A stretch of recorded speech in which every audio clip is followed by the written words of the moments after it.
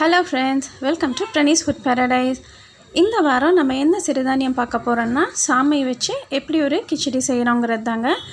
இந்த ரெசிபியும் சாமையோட health benefits என்னன்னு பார்க்கிறதுக்கு முன்னாடி நம்ம சேனலை சப்ஸ்கிரைப் பண்ணாதவங்க சப்ஸ்கிரைப் பண்ணுங்க, மறக்காம பெல் ஐகானை பிரஸ் பண்ணுங்க.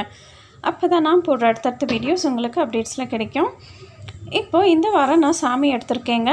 இது எப்படி பண்றதுன்னு பார்க்கலாம். இப்போ இதுக்காக நான் எடுத்துக்கிற சாமையோட அளவு பாத்தீங்கன்னா 200 கிராம் இருக்கும். இப்போ இதுக்காக நான் வந்து 8 மணி நேரம் ஊற வச்சிருக்கேன். மினிமம் 6 to 8 hours ஊறினாதாங்க அது டைஜஷனுக்கு எந்த ப்ராப்ளமும் வராமல் இருக்கும்.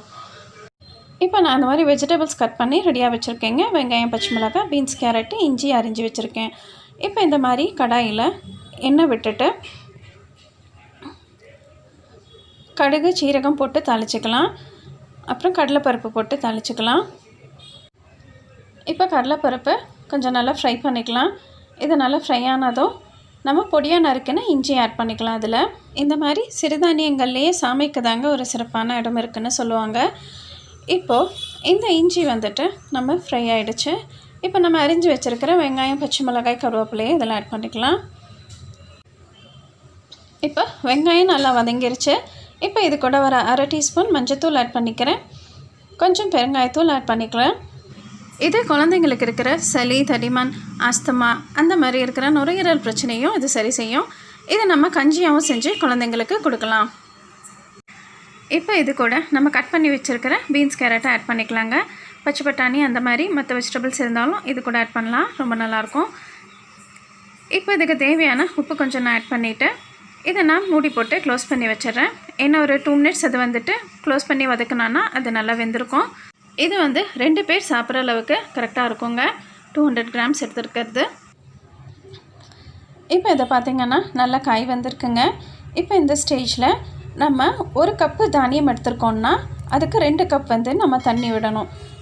ஸோ இப்போ தான் நான் எடுத்துருக்கிற அளவுக்கு 2 கப் தண்ணி நான் இதில் ஆட் பண்ணிக்கிறேன்.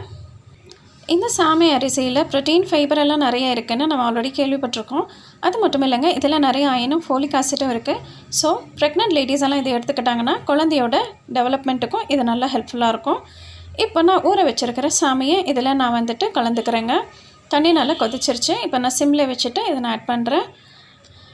இந்த ஸ்டேஜில் நீங்கள் உப்பெல்லாம் சரியாக இருக்கான்னு செக் பண்ணிவிட்டு கம்மியாக இருந்தால் நீங்கள் ஆட் பண்ணிக்கலாம்.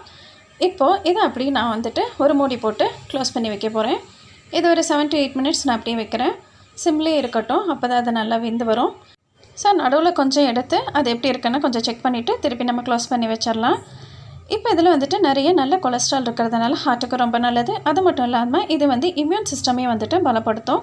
இந்த மாதிரி நீங்கள் ஊற வச்சு செஞ்சு சாப்பிட்டிங்கன்னா தான் உங்களுக்கு கான்ஸ்டிபேஷன் வராமல் இருக்கும்.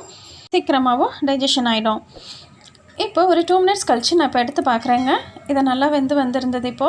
இப்போ இதை பாருங்கள், உங்களுக்கு நல்லா தண்ணி எல்லாம் வற்றி நல்லா ரெடி ஆகிடுச்சு. இப்போ நம்மளுக்கு கிச்சடி டேஸ்ட்டும் ரொம்ப நல்லாயிருக்கும். இதை நீங்கள் வீட்டில் ட்ரை பண்ணி பாருங்கள். சின்ன குழந்தைங்கள்லேருந்து பெரியவங்க வரைக்கும் இதை சாப்பிட்லாம். மெயினாக சுகர் பேஷண்ட்ஸ் வந்துட்டு இதை எடுத்துக்கிட்டாங்கன்னா ரொம்பவே நல்லது. மெயினாக இது மார்னிங் நீங்கள் எடுத்துக்கிட்டிங்கன்னா உங்களுக்கு அந்த டே ஃபுல்லாக ரொம்பவே ஆக்டிவாக இருக்கும். ஸோ நீங்கள் மார்னிங் பண்ணும்போது நைட்டு நீங்கள் இதை ஊற வச்சுட்டு போயிடலாம். ஸோ மார்னிங் உங்களுக்கு பண்ணுறதுக்கு ஈஸியாக இருக்கும், சீக்கிரமாகவும் வெந்துடும். அவ்வளோதாங்க.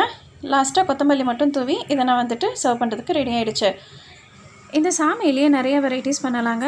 இதை நீங்கள் நார்மலாக அரிசிக்கு பதிலாக சாதமாகவும் இதை நீங்கள் வடித்து சாப்பிட்லாம். அது மட்டும் இல்லாமல் இதில் முறுக்கு, இடியாப்பம், பிஸ்கெட் அந்த மாதிரியும் கூட செய்வாங்க. அந்த மாதிரி ஏதாவது ரெசிபிஸ் பண்ணும்போது உங்களுக்கு நான் அதை அப்லோட் பண்ணுறேன். இப்போ இந்த டிஷ் உங்களுக்கு பிடிச்சிருந்ததுன்னா லைக் பண்ணுங்கள், ஷேர் பண்ணுங்கள், கமெண்ட் பண்ணுங்கள், மறக்காமல் சப்ஸ்கிரைப் பண்ணுங்கள். Thank you friends.